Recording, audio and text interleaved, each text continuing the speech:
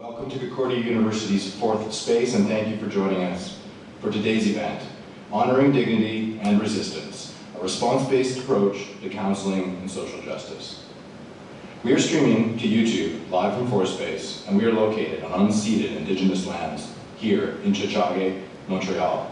And we'd like to extend our gratitude to the Concordia Nation, who are the caretakers for the lands and waters we are meeting on, for their teachings about the earth and our relations to it. Here at Fourth Space, we work with our university community to help mobilize knowledge by co-creating daily activities that examine research questions, projects, things in development across the university. Running this event as a live stream Zoom meeting also, so we welcome comments and questions via the chat.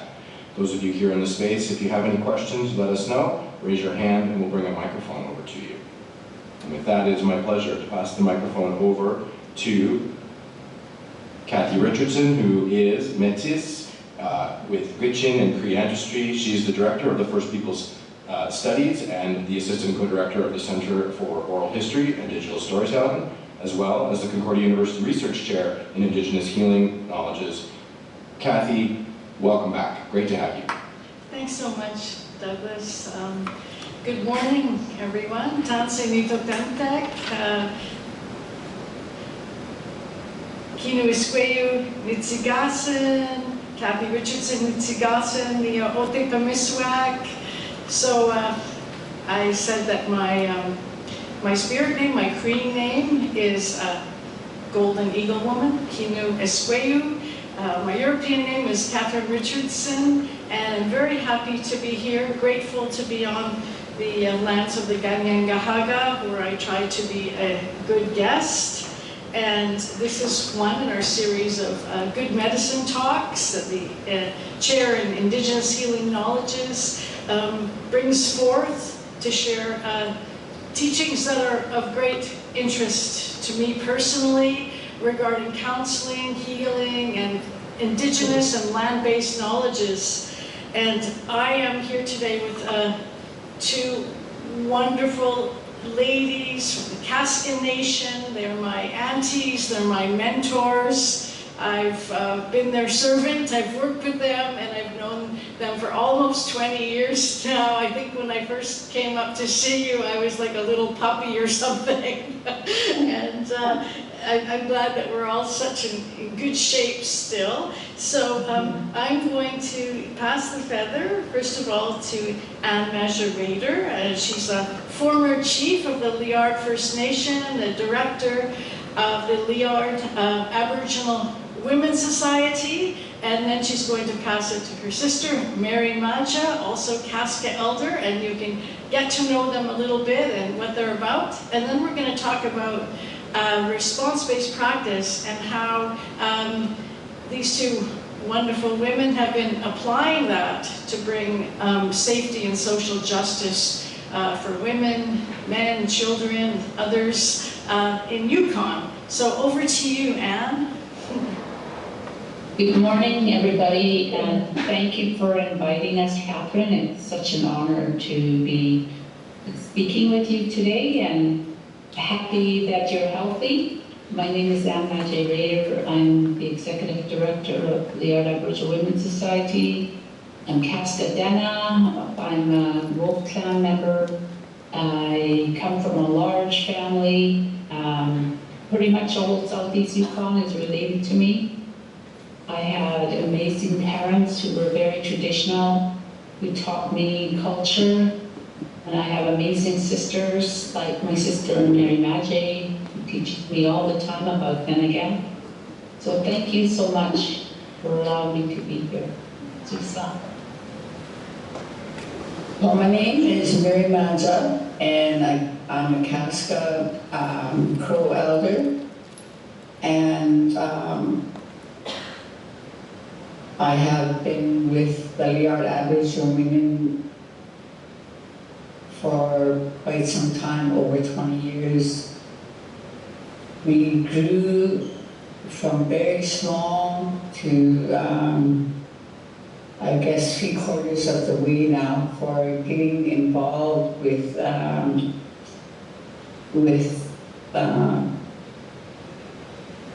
as you say, dignity and social justice. And I want to say it's an honor to be here. It's an honor to learn from others what is being done across the country. It's going to be a very interesting day today, and I look forward to it. Okay. Thank you. Yes, so what do I first want to say about response-based practice? Well, I think I would like to first acknowledge Alan Wade, Linda Coates, and Nick Todd, who brought this practice into being. They were studying psychology at the University of Victoria, and I think they were putting up a bit of a rebellion in some of their psychology classes because mainstream ideas would be presented and they'd say, well, what about this? Or what about the dignity of the person? Or it's not just about how people are affected. Isn't it also about how people respond? Like what they do in the world, what they value and love and believe in?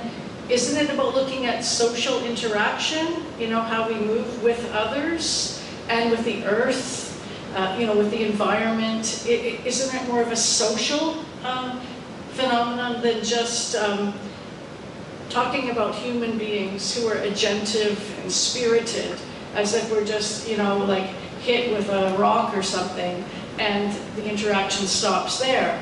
So they were really interested in studying interaction and language.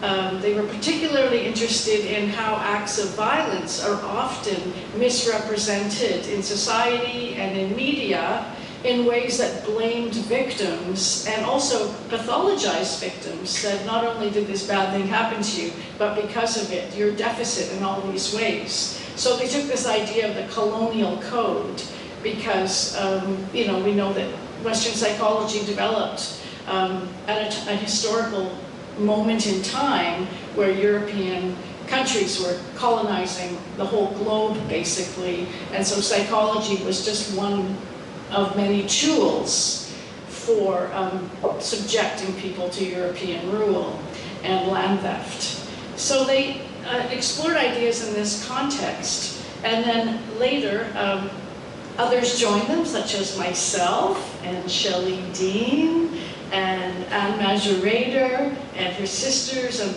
lots of women we worked with in the Yukon, Renee Claude Carrier, Barb McInerney, but also people really all around the world who were interested in this practice and Indigenous resistance and how actually resistance and other kinds of responses to mistreatment and oppression are so important for healing because they're linked with justice and social justice and the dignity of the person as well as the dignity of all life forms. So that's why we're also, you know, so impassioned by Mother Earth, Mother Nature in our interaction with the land. And so there's so many places we could start today, but I'm going to hand it back over to you to talk about the importance of your land and how you use, you know, rely on Mother Earth for healing your people, because I know you do that in every single program that you, you know, create. And you've created so many beautiful programs, which we will talk about today too. Don't mind the background noise, I've got a couple puppies here. So yeah, all of our programs are rooted in culture. Liar Aboriginal Women's Society has been, you know, in the Yukon, in Watson Lake for the last 25 years. And we've been really, really privileged to have had such amazing elders in the program. Many of our elders have passed, but it's to them that we attribute the longevity of our program and the success of our program, because it was the elders that guided us and ensured that we followed our way and never to forget who we are So for us, when you talk about healing, and I've asked a lot of people because I work in the area of social change, and I've asked people who have suffered immense violence, what is it that helps you the most to get well? What do you do to get well? And majority of them say the land. It's going back to the land. The land helps me to heal. So yeah, it's natural for us, like, to be on the land, to live on the land, because there's so much joy there. There's so much happiness. We find there's a stark difference from when we're on the land than when we are in town. Like, there's two different people. On the land, people are helping each other, friendly, no gossip, no violence. Then you go back to town and all the crap starts, right? So it is quite a difference. You return to nature. Nature has such healing powers. Yeah. So anyway, that's basically, we make sure all our programs are rooted in culture and response-based ideas. Yeah. Mary, did you want to say something about Francis Lake? I know there's been a lot of summer events out there when you bring the community out to heal together. It's a very special place where many of us return to Cho, where there's traditional teachings and a place of healing. We share a lot of response-based ideas and many social justice programs with others, not only with our own people, but with our CP. They come out there, and whoever wants to join us, we have traditional teachings about what we call on. It means our traditional ways, and it always has been there. That's been passed on for many generations. And we have two clans. One is Crow and one is Wolf. Wolf clan, Crow clan. And we have teachings from, say, if you're a Crow clan, you're taught by a Crow clan elder. And if you're a Wolf clan, you're taught by a Wolf clan elder. So,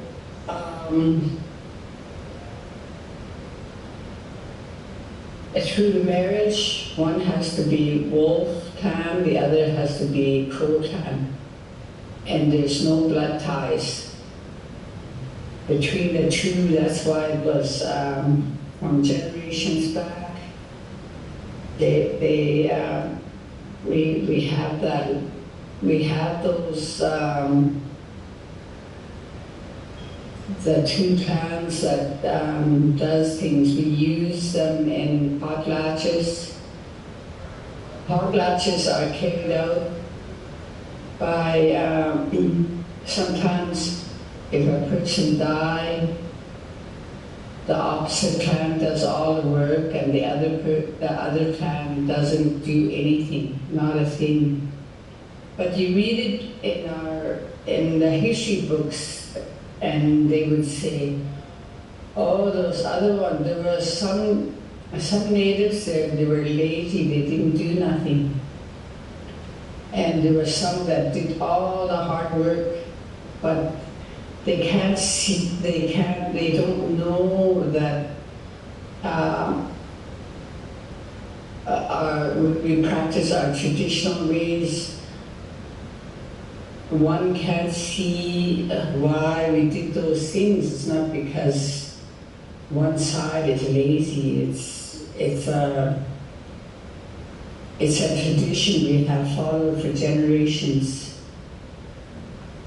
And we have, our land base is 96,600 square miles of land, and it's all unceded territory. But our footsteps are everywhere. We have those lands, and we return to Francis Lake because it's a special place where our ancestors has lived for tens of thousands of years. There's graveyards, and we often visit the mountains. The mountains are close by. And I just want to say that lots of Casca people come to visit there during the summer, but hopefully that will return there sometime for all seasons, where our ways will be practiced, and the drumming will return, the snowshoes will be made, the canoes will come back. We're kind of in a really hurry to make this happen so we could pass this on to the next generations of the Casca people. And I feel really excited about it and want to hurry. How long's our talk, Catherine? I forgot to ask. For the talk here? Yeah. We've got about an hour and a half. Okay. Yeah. Okay. Okay, Kalana. Yeah, you don't have to hurry. You said a few things that really lit up a memory in me, Mary, and one is the importance of context. So you're talking about, there's certain practices, and certainly like academics like me far away in a city, I can look at something and have so little understanding of what's really going on.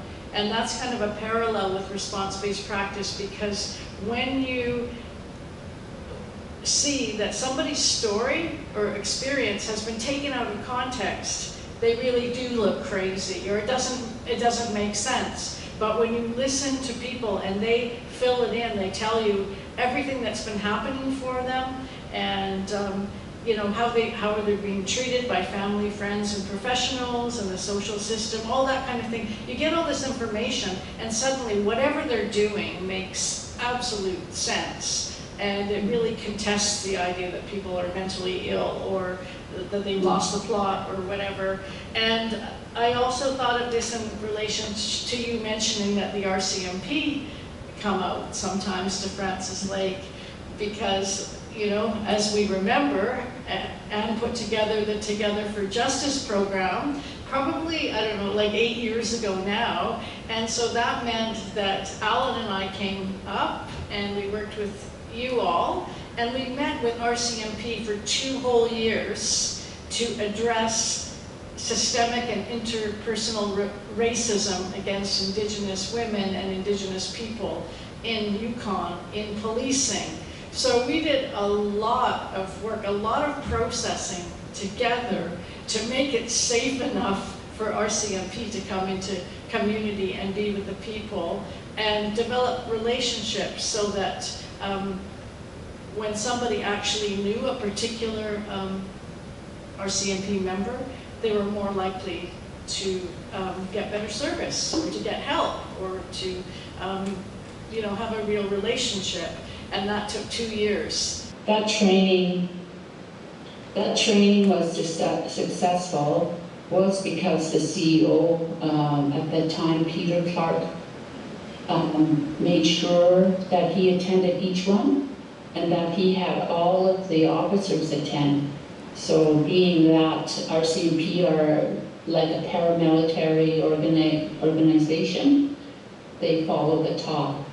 So it was very successful. There was a lot of laughter at the beginning of that program.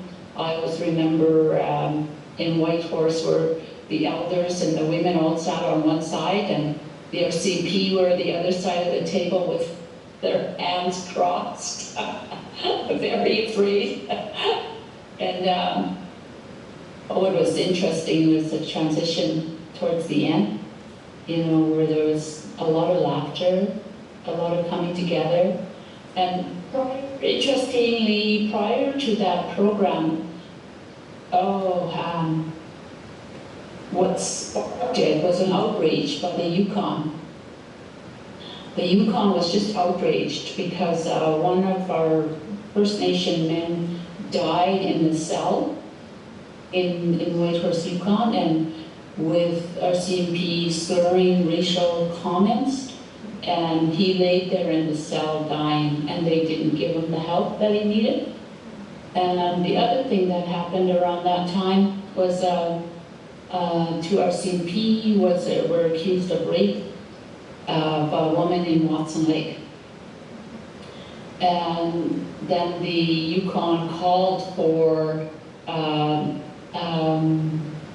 inquiry or a hearing across the territory, and heard people's comments about policing, which was not very popular. So they put together the accord. I think it's I can't remember what the document is called. Anyway, they put that together, and then they put a report together, and Lois Markov was on, who is an amazing advocate, by the way. She was on that panel, and Lois put together a report, and I can't remember the name of her report, but she did an amazing report on that inquiry. And shortly after, we approached government and asked for funding to do Together to Justice. So Together to Justice had nothing to do with the government. It wasn't a government program. The funds were accessed by us, by Indigenous Casca, and we ran the program with two incredible facilitators, Alan and Catherine. So yeah, we still talk about that program. Out of that came, process, 2-year process, we came up with a protocol, Together for Justice, and the protocol is still at the RCMP. It's still standing today. It's still in effect. The issue is, again, with Colonial State, they don't fund things that you need. Like we have struggled to get funding to get a liaison person to keep that going, hold feet to fire to make sure they follow those commitments. We both made commitments. Yeah, so, but Whitehorse came up with a protocol too. The protocol is Together for Safety. And their protocol is alive and well, because they have a larger capacity in Whitehorse, whereas Watson, we struggle with capacity in our community. So yeah, I can't find somebody to really run with it, but we don't have the funding to do that even if we did. Mm-hmm. Yeah, so that's an important backstory of how it was safe enough to invite the police out. And I just wanted to make a little correction. I know that the program was to increase the safety for Indigenous women and for community, not for the RCMP. Yeah.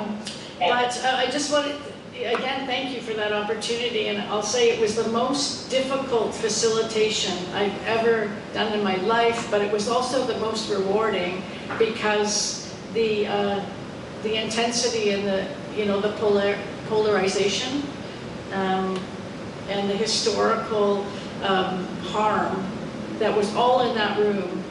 It was a long road to bring people together, and yet it happened. But it meant meeting every 2 months, like for 2 whole days, for 2 years. I think what also, Catherine, I want to note during that process, it really highlighted the dignity of Indigenous women and elders. You know, we didn't come there to bash the RCMP or say all the wrongs they committed. There were women in the room that had been raped by RCMP in the past and humiliated by them, and they did not speak of it in the room, in the circle. So never once were they berated or feel that they did wrong. But as culture is, everything's about inclusivity and to be respectful of everyone. Yeah, so it really reflected that in the circle. Yes, your people were very generous. Mm-hmm. Yeah. Another thing that came to mind from what Mary was saying is the importance of stories and anecdotes, storytelling, sometimes laughing and teasing and having fun stories, but also telling those hard stories of resistance. And I just remember, you know, when I was working for you in Ross River as the community counselor, I worked with a woman there, and she told this story, and I think I'd just like to share it. Rita, she gave me permission to share. She said that she grew up and was sent to residential school, as were you and all your sisters. And one thing that's always just really touched me is how you, this little girl group, or in Australia they call you a little mob, of girls. You went through your whole life together. You know, you were all like little, 5, 6, 7. You were all sent to residential school together. You all came home together, and when I go visit the community, you still hang out together, and you've been there for each other for your whole lives, and just so many beautiful moments and stories shared. And this one story that really stuck with me was one of the workers there said she was sent to residential school. It might have been in Whitehorse, and she was sitting in the living room with a group of other little girls who all spoke Kaska. I don't know how much English there was. And a priest came in, and he was carrying a basket filled with socks. And he put it down, and he said to the girls, "I want you to sew up all the holes in the socks." And of course, you can imagine just how frightened they would be just to be there and to be away from their family and their parents, and then not understand very much English. And anyway, they set to the task, and they did exactly what he said. So when he came back later, he pulled a sock out of the basket and held it up and looked, and they had sewed up all the holes, so there was nowhere to put your foot in. And I thought that's such a beautiful example of the kind of story, you know, that makes us laugh in the context of severe oppression, right, and internment, and but how that scheming happened together. They didn't have a meeting, they didn't take a class on how to rebel against a priest. They just, without talking, they just did it, and they had a little laugh together. And there were so many stories like that. What does that bring to mind to you when you hear about like the power of these stories of resistance? Well, you know, when we have our circles and we talk about residential school, you know, you'll find a mixed bag of people laughing, people crying, you know, and sharing, but all of that happened in there. You know, there was a powerful force of people that went to these institutions. I don't think they knew who they were dealing with. Yeah, so yeah, there was a lot of resistance and a lot of upholding each other's dignity and protecting each other in these schools, because, you know, it was very segregated. I don't know if your audience is aware or even has heard of residential schools, But, these were prison camps that they called schools, but had nothing to do with schooling. So there was a lot of rape of children, violence upon children, and there was segregation. We were not allowed to speak to our brothers. The older sisters were divided from the younger sisters. Food was something that they did not prepare well, or fed you really good food. So, but in spite of that, we broke through these barriers, and through our resistance, we found ways to contact our siblings, contact our brothers, have conversations with them, still get to take care of each other and help each other out through that whole, yeah. Yeah, and it just reminded me that one of the colonial tactics was to humiliate people, and certainly the adults were often harming and humiliating children in lots of ways. And I always think also of that story of the girls that would be lined up to be disciplined, and they would whisper, starting at one end, "Don't cry, don't cry, don't cry." And these little ones were refusing to give their tears. Yeah. Yeah, the other story I could share with you about upholding each other's dignity is, we stayed in a dorm, the girls' dorm, and there were rows of sink down the middle of the dorm because the dorm was divided into two. So in the morning, the girls that wet their bed, they had to wear sheets on their head and stand in front of, or wet sheets on their head and stand in front of the sink, as the other girls in the dorm had to march by them, walk by them. So what usually happened is the girls walking by these young ladies is that they wouldn't look at them. They wouldn't give them eye contact. And they'd go down to the dining hall, and if they were sitting across from one of the girls, the other girl would not speak or look at them until that young lady sparked a conversation, and then it was okay. Yeah, so that has always stood out in my mind about how very powerful that is. Mm-hmm. Yeah. Yeah, so they respected her dignity by not making eye contact or communicating until she was ready to initiate that with others, to preserve her privacy. And Yeah.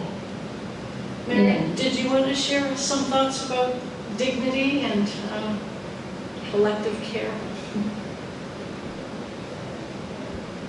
Mm-hmm. Yeah, it is, yeah.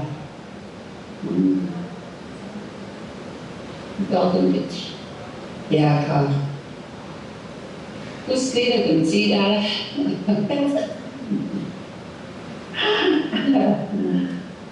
well,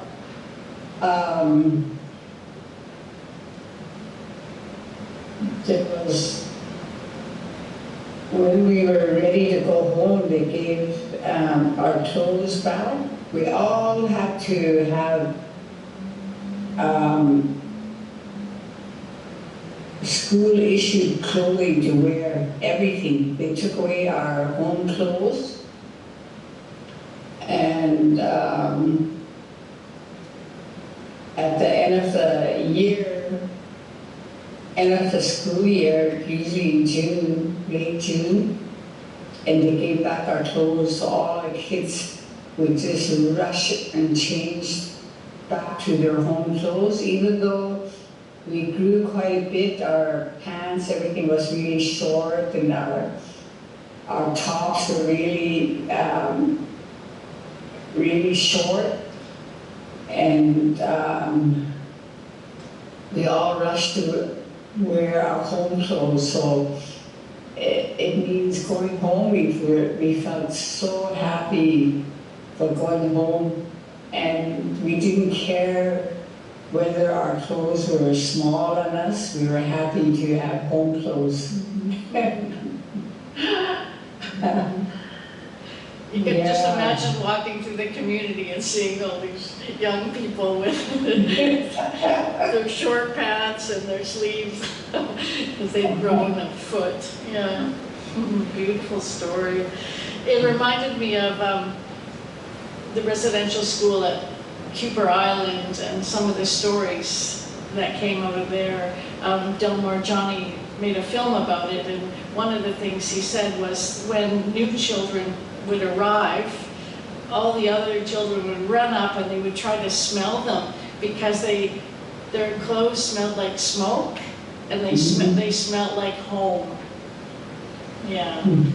And there was one little guy who he refused to let the nuns untie his little boots, and so he would always put his feet in and out without messing with the laces, because his mom had tied the laces and he didn't want anyone touching them.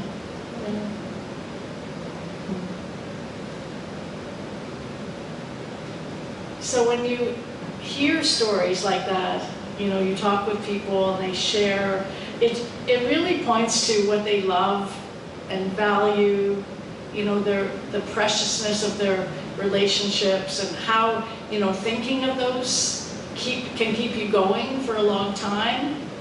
Another thing that Delmar had shared was that he tried to escape from Cooper Island prison camp on a log. It was across the water from, you know, Chemainus on Vancouver Island.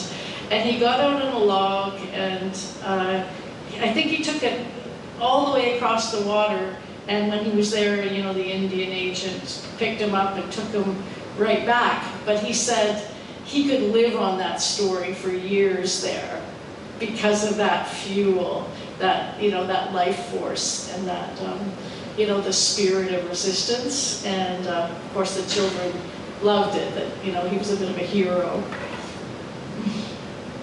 Yeah.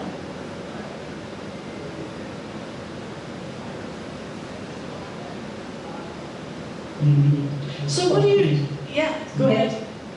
Oh, what do you want to say? Well, I think that Mary was going to say something. I don't want to cut her off. Well, I wanted to ask her to talk about Youth for Dignity program. Sure. Yeah, so it's been 8 years, I think, that we have a social justice program at the Watson Lake High School.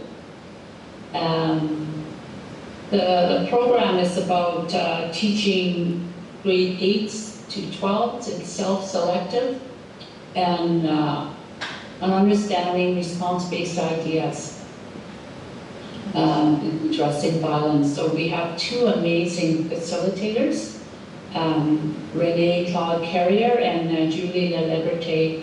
We're so blessed that they've been coming consistently to the school for 8 years. And we have Kristen Madsen, who does the secretariat work. So it's all documented, and we have them on our website. There's some reports on our website, leolabertune.ca. And yeah, that program, the youth often do campaigns, social justice campaigns, to bring attention to violence and understanding of you know, how victims are always blamed for violence. They learn about racism, you know, misogyny. They are really like have a great discussion in the room, and they're very active, you know, a lot of high energy. But what we're doing too, we got elders in the room. We've got 3 elders in the room that talk to them, teach them our way. And last month we brought drummers in, so now they're drumming, and we're teaching them the songs, because they are our next leaders, and we want to make sure we have leaders who are going to protect women. You know, if you say, well, you don't want this to happen, I always say, you know, I wouldn't want to see my granddaughter, you know, fighting the fight. has to stop with me. So if we don't want that, then it would make sense to teach your boys and children to understand these principles and these ideas, right? So it's interesting, it's mostly all young men majority that take this program.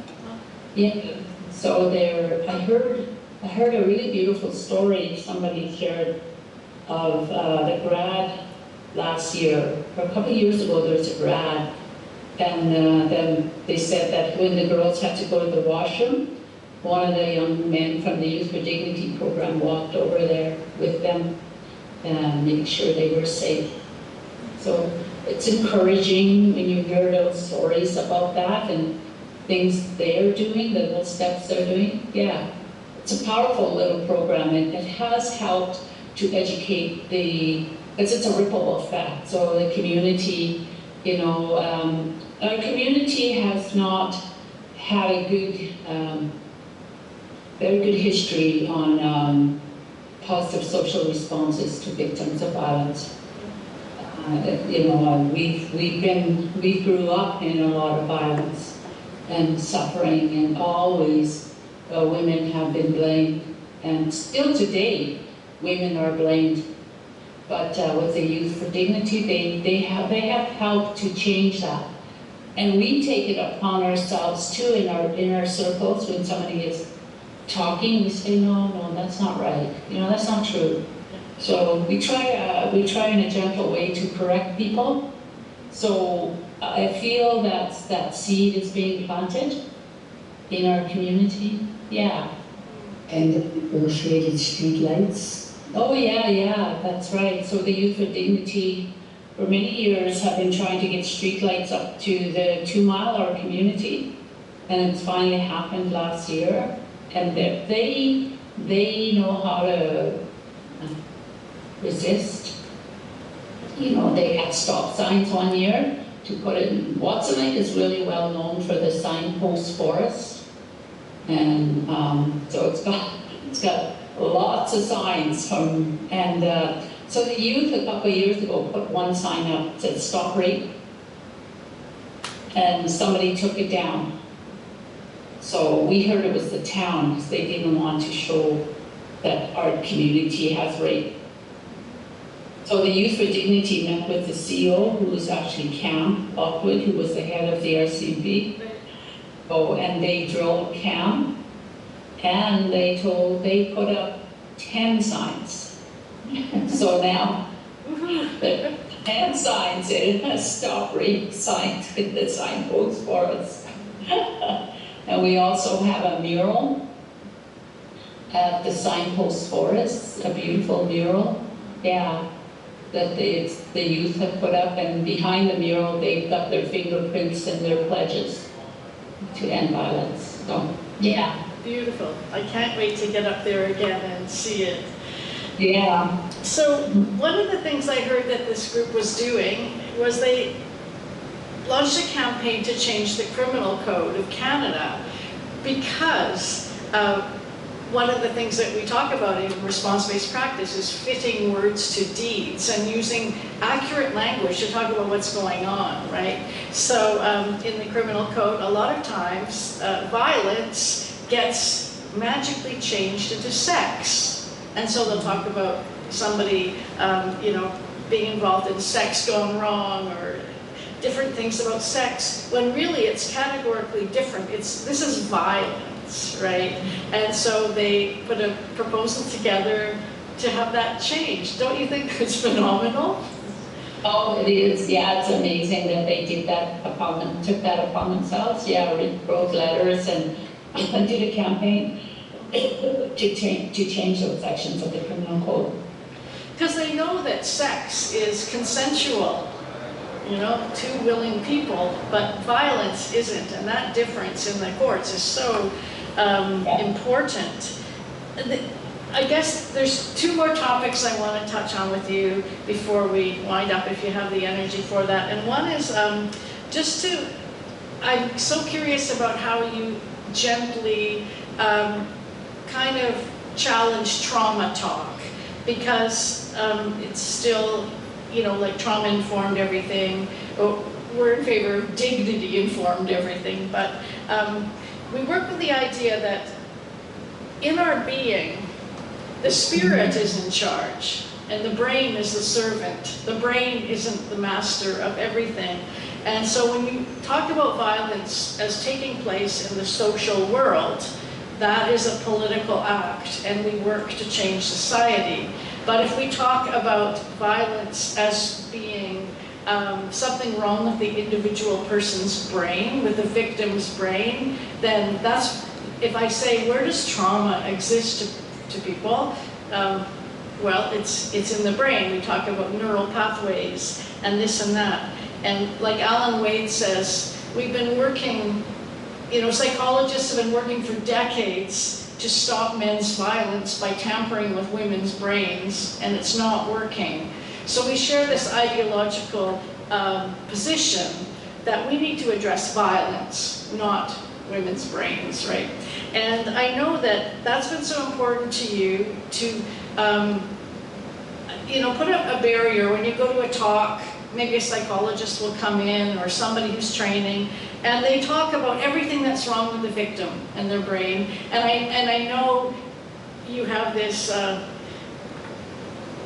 this passion to say, we're more than just a brain. We're a whole being that exists on Mother Earth, and you have your own teachings. So how do you challenge that gently for people to say we are more than just like broken neural pathways?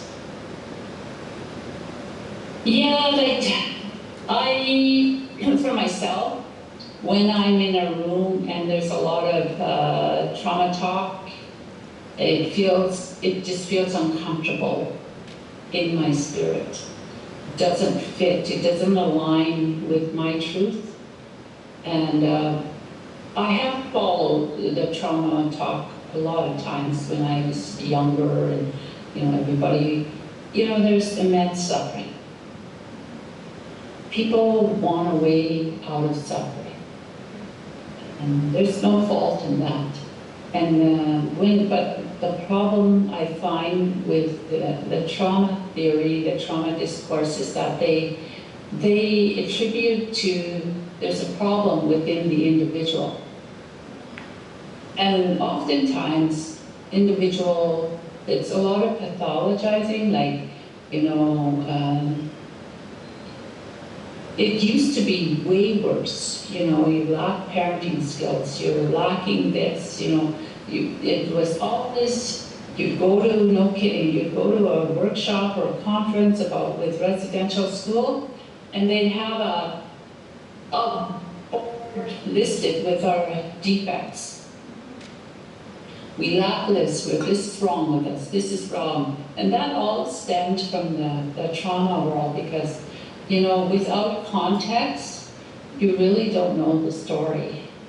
And I find there's too much victim blaming, no context in trauma informed. You're all the same.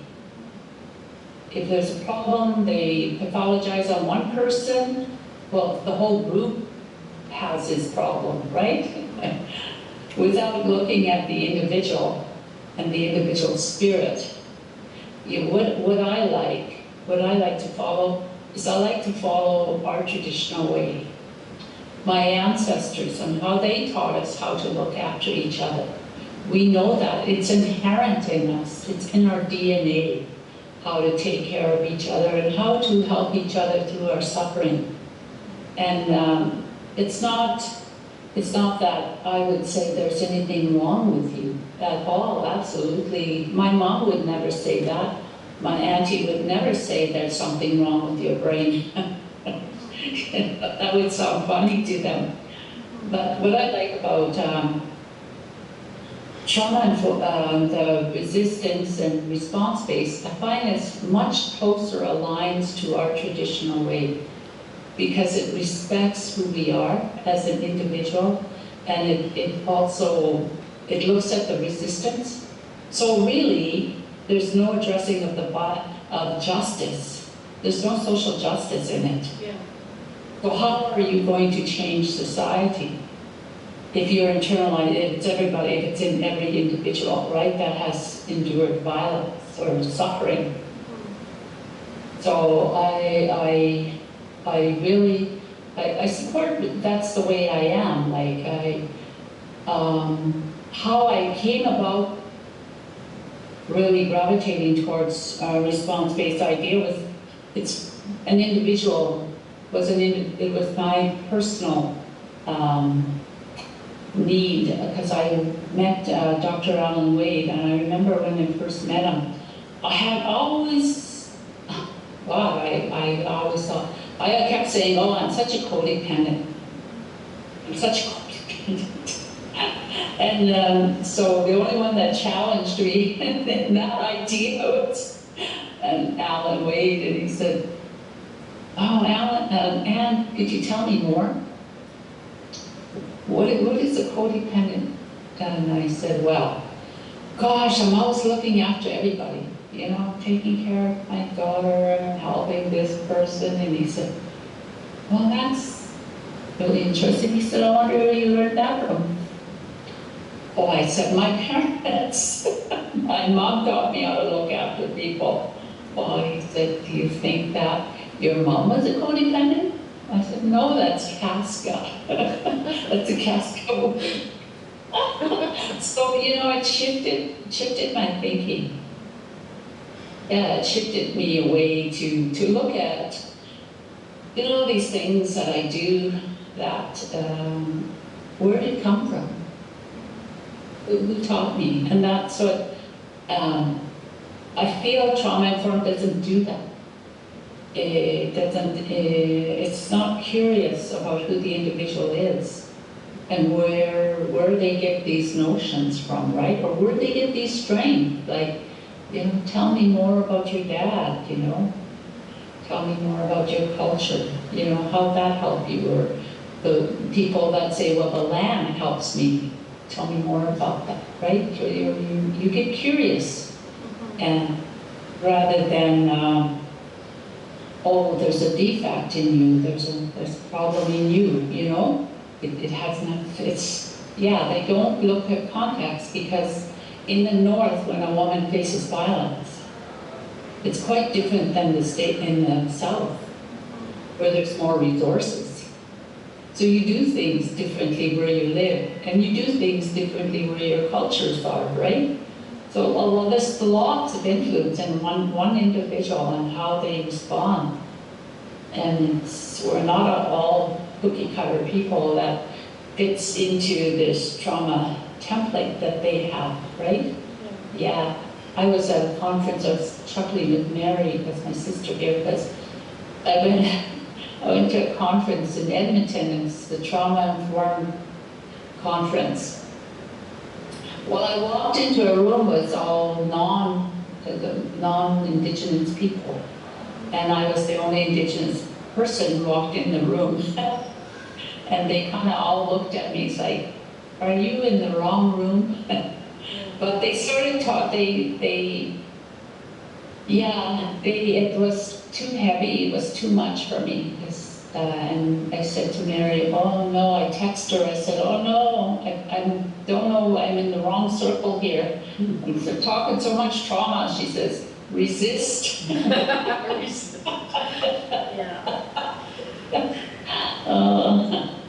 Well, they say whatever you focus on grows. So if you're going to a trauma conference, you're going to see that everywhere. But if you went to a culture-informed or a dignity-informed, you'd see dignity everywhere.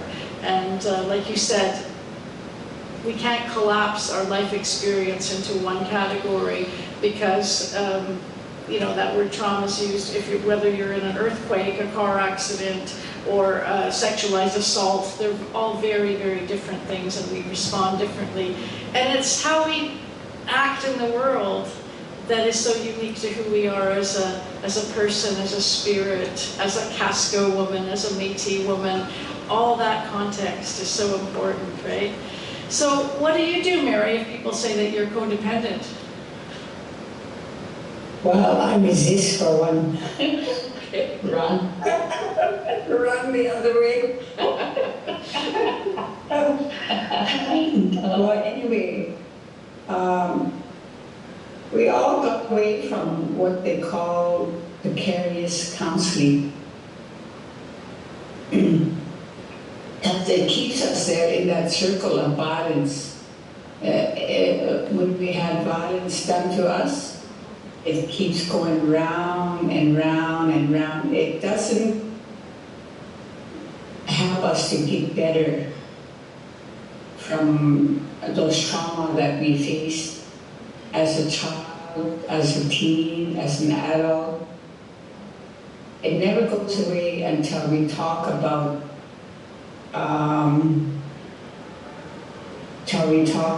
a different way, a social response based way of counseling. Like say, you didn't participate in an act that was violence that was being done to you. We didn't participate. There's many ways to gain strength from that. So it's about gaining strength that really comes out and make you feel better about yourself, because we put it back in the plate, and they were the ones that was doing the violence, not the person that was being violated. So I hope that in next little while people will get away from precarious counseling, because they don't ever work. And then how does a person like that get better? Yeah, that's what I find. Yeah, one of the powerful things that we can say to people is, just because you couldn't stop it doesn't mean you let it happen. That's right. Because yes. so many victims carry shame, self-blame, because that's what society does to them, and so they take it in. It must have been my fault for being born a woman, or wearing a dress, or whatever it is. But when you can elicit all the things that they did to try to maximize their safety and dignity and care for self and others in the moment, it can sort of blow up those ideas that you need to feel shame about something because you did nothing wrong, right? So my last question is about mining, because I know that you are land defenders, and that recently Kim Tallbear wrote something in her blog which I thought was so interesting. She said Canada's not really a country, it's just a series of mines all over the place, extractive units from coast to coast, from north to south border, and you have been dealing with mining and trying to preserve the integrity of your lands and Mother Earth and the water. Could you just say a little bit about that? I know it's a big topic. Yeah. Casca country in the southeast Yukon has more mines than any other area in the Yukon Territory.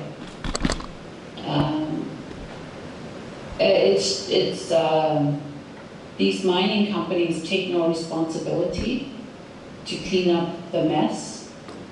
The Yukon does through taxpayers' money. We, as Yukoners, pay up the mess. And for instance, the Faro mine, the reclamation is lifetimes. It'll never be restored to its original nature. It's devastated the landscape. It's changed the whole way of hunting. People can't hunt up there, can't pick berries up there. A whole lifestyle, there's a whole traditional territory that's ruined of our way.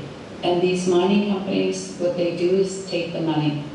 What I hate is that they come into our territory and they say, oh, we're gonna have jobs, you're gonna get jobs, you're gonna get first right of refusal for contracts, we'll give you a %.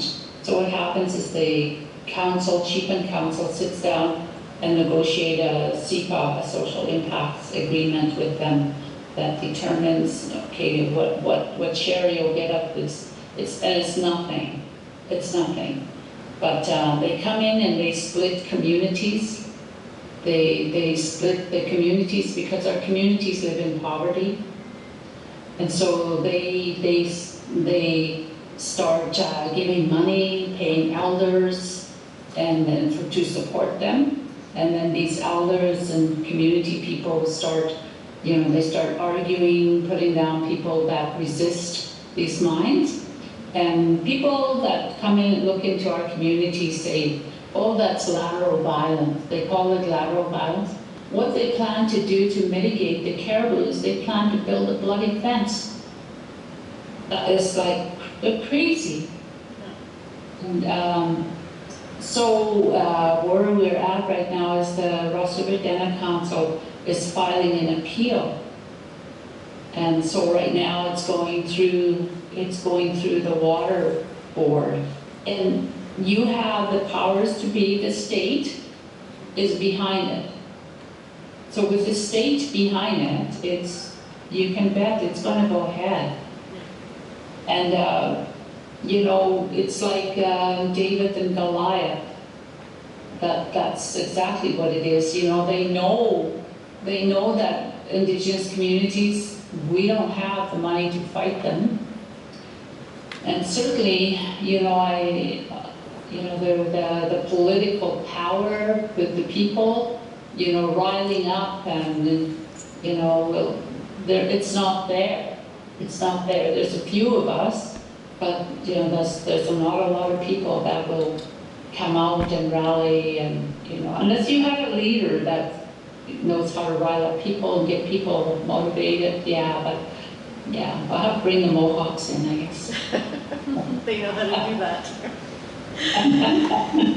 Yes, well, we had the Mohawk mothers in for our last Good Medicine talk, and one of the women said about land acknowledgements that they would really be meaningful if every time someone did a land acknowledgement, they gave 1 acre back to the Indigenous communities in that area. So I thought we should start a one acre back movement. Well, we've been buying a bag of soil from Canadian Tire. We're buying a little bit back at a time. What a creative strategy. That's wonderful. So we're going to wind up in a minute, but I just want to say what I'll attach to this podcast is Lois Moorcroft's report and the article that we wrote together about how to deal with, sort of violent systems and violent leaders in the Yukon, and a few sort of articles about response-based practice so that people can sort of catch up with that. And there already are on YouTube a lot of articles explaining what is response-based practice and basically how to do it, how to think in this different kind of way. And I just wanted to talk about these beautiful words, suga sinla. So you taught them to me, and I'm always so moved when I think of it. It means in this encounter, I have been touched by you. My spirit has been touched by you. Is that an appropriate translation? Yeah. Yes. Yeah, so I will say suga sinla to both of you. Thank you so much for coming in today and speaking with us. And is there any last word that you'd like to have? Well, it would be really, really nice if, these institutions would, it would be awesome if they had, social work. We know social work, counseling, they go to universities and they learn only trauma-informed. It would be nice if they had both, and then it allows students to take what they want and leave the rest. It's for them. Yeah, I Yeah. think CBT has won the revolution around cognitive behavioral therapy, and like you said, trauma-informed approaches. But I appreciate that. Like, we should have a choice, a selection of how to talk about suffering in ways beyond psychology, and how to use metaphors and cultural teachings to really look at the whole person. So thank you. I appreciate that reflection. Okay, thank you. Okay, thank you. Thank you, everybody. Thank you. Okay. Okay, last passage. Bye-bye. Thanks everyone for tuning in today, and be well. Suga Sinla. Listen.